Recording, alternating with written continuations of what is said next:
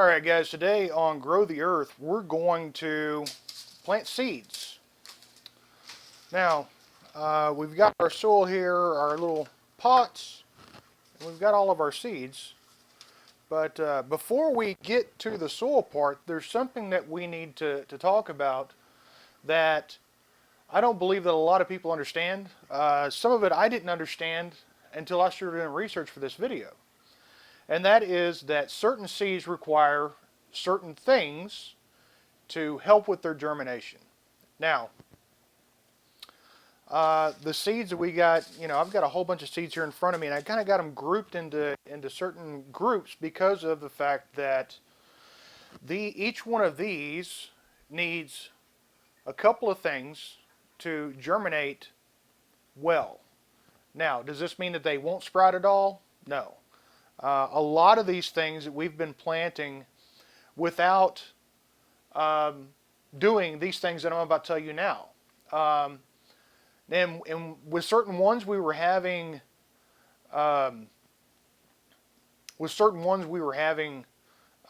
germination issues, where we would have, 5 or 10 out of 12 come up, and in others all 12 would come up. It just kind of depended on the weather and how things were going that day, I guess.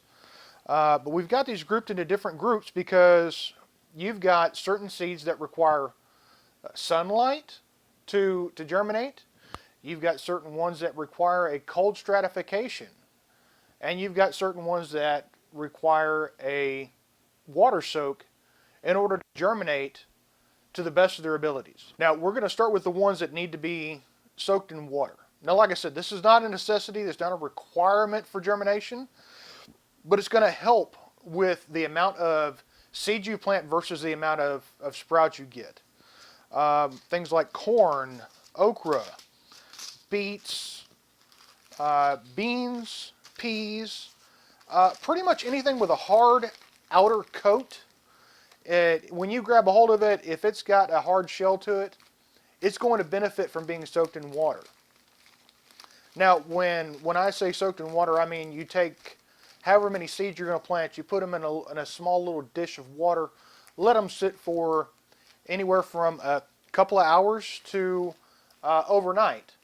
And that is going to be enough. You just want these to soften this outer layer, because this outer layer is what's going to keep the little germ that's in there, the plant that's in there, from sprouting. And now we're going to move on to stuff that's going to be helped to germinate by cold stratification. And that means that we're going to take these seeds, and you're actually going to put them in the refrigerator. And you're going to leave them there for about a week.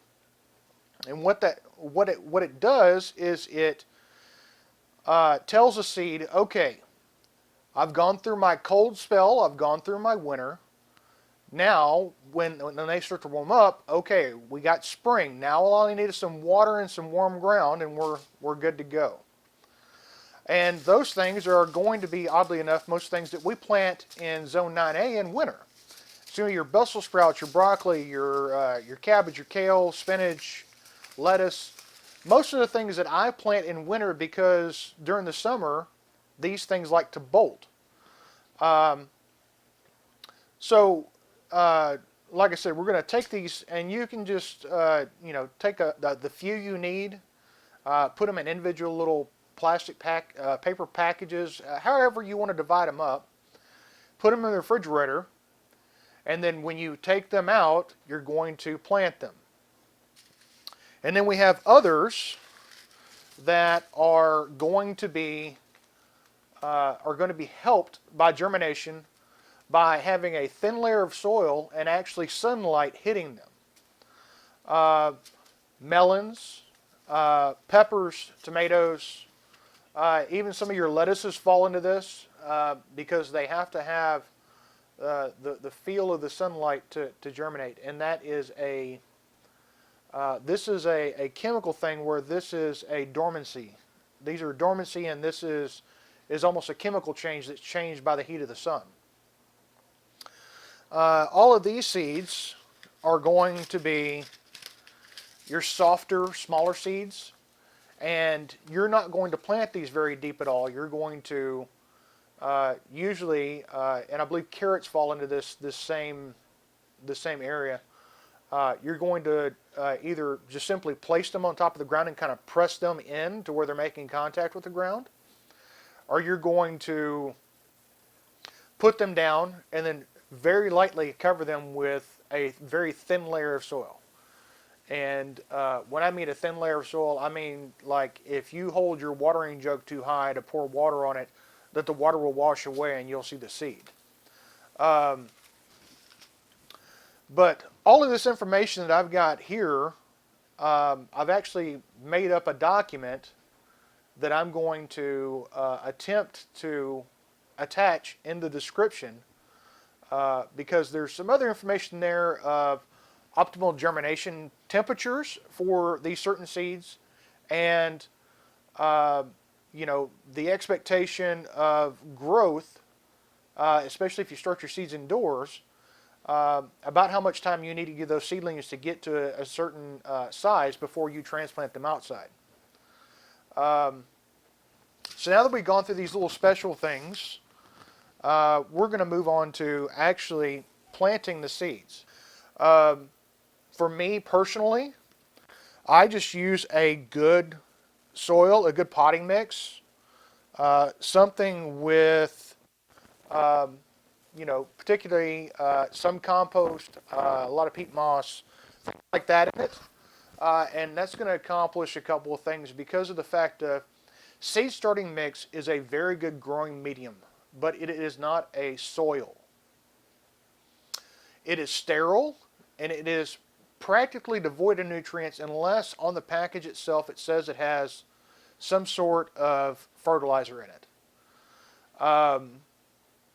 But it serves its purpose. It is there to get the seedlings started, and then once they get their first true set of leaves, you're actually supposed to take them out of that seed starting mix and then transplant them into a soil. For me, that just seems like a lot of extra work for not a lot of benefit. If you're using a good quality soil, I know a lot of people like Pro Mix. Some people like Black Gold. Whatever is your choice of soil, just make sure that it doesn't compact, that it doesn't have a lot of, anything that's in it that's going to compact down and is going to be heavy on these. You want it to be very rich and loamy. But the reason I do this is because I can put these in my little 4x4 pots. And we got these off of Amazon. We got like 100 of these for like 20, 30 bucks. And we reuse them every year. But once I fill these with my soil, I put my seed in it, and then they go from here straight outside into the garden. I don't repot just because of the fact that I don't want to. I don't have the time for it. It's a unnecessary step for me. So if if it's a straight potting soil, you don't have to go through that extra step of waiting for them to sprout and get their first true set of leaves and then moving them over into another pot.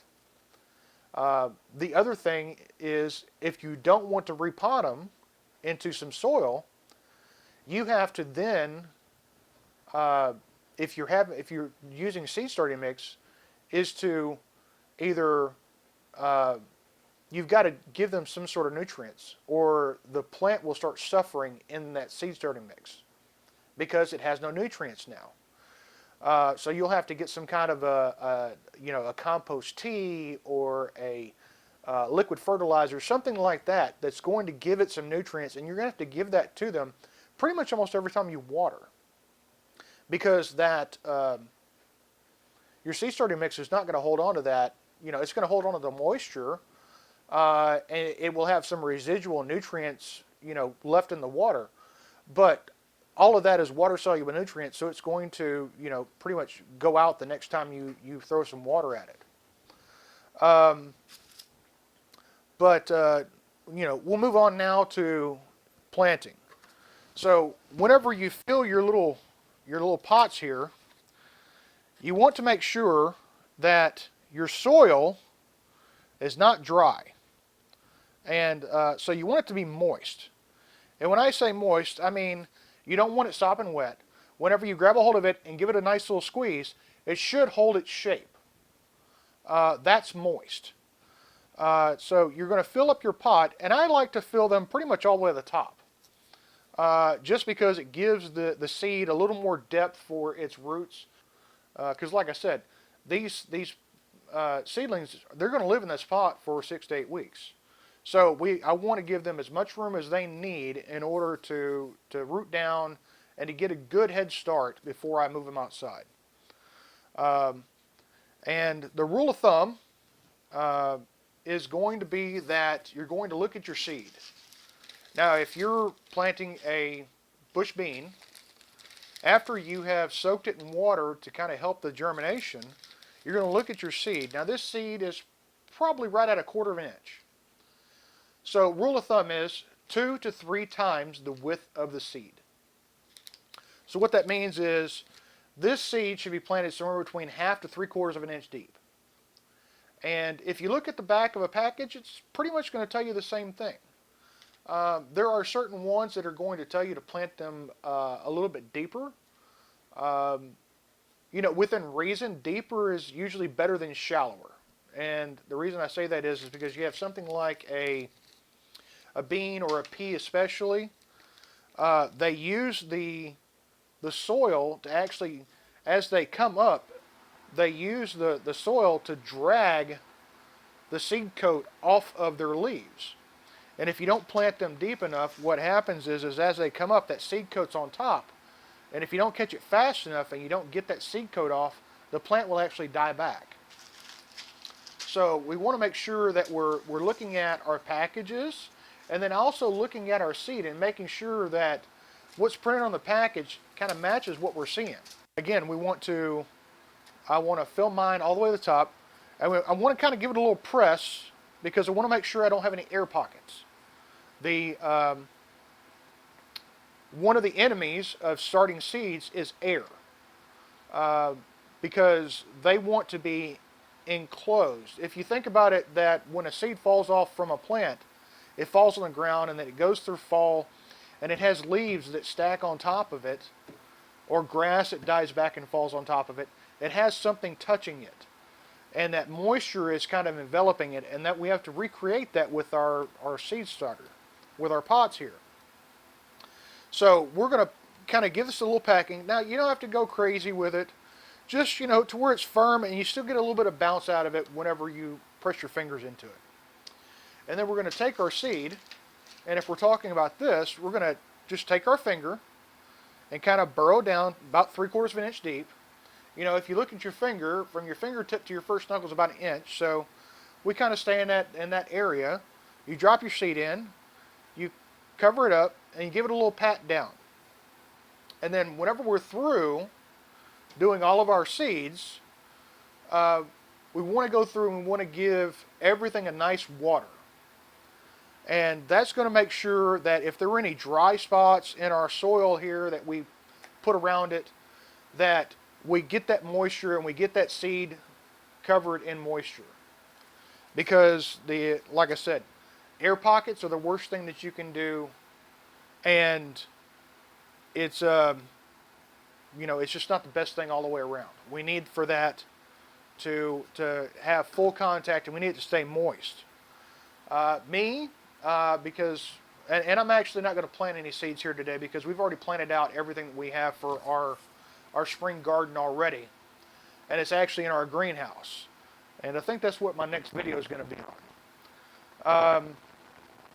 So if you're watching this and you want to see me go over what our greenhouse, or what we use to start our seeds with and get them going, you need to subscribe. And if you like this video, the little the document that I'm going to put in the description is going to be there. If you like it, you can go back into your liked videos and you can go back and see it again. You don't have to come to my channel and everything else. It'll stay right there for you. But that's why I'm not actually planting anything here. I'm just going through the steps for you guys. But like I said, once we get all of our seeds done, we want to give everything a nice water. And the majority of these, other than the ones that need sunlight to germinate, we can just put them wherever we need to germinate.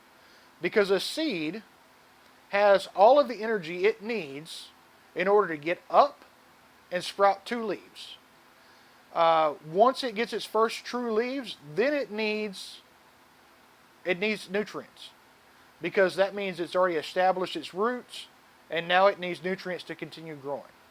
Because all of the nutrients that were in the seed are gone now. And until that point, you really don't have to put them under the lights. Now, I personally do, because we have full spectrum lights that have a fan to keep the LEDs cool. So we close up our greenhouse, like right now, whenever we're getting down into the 50s and 40s, and I'll close that greenhouse up, and that physically heats the inside of that greenhouse for me, to where I don't have to worry about heating pads and all these other things. Once we do all this, then we get to witness God's power and His glory, and just the just awesome things that He can do with a small seed. A small seed He grows a huge plant with.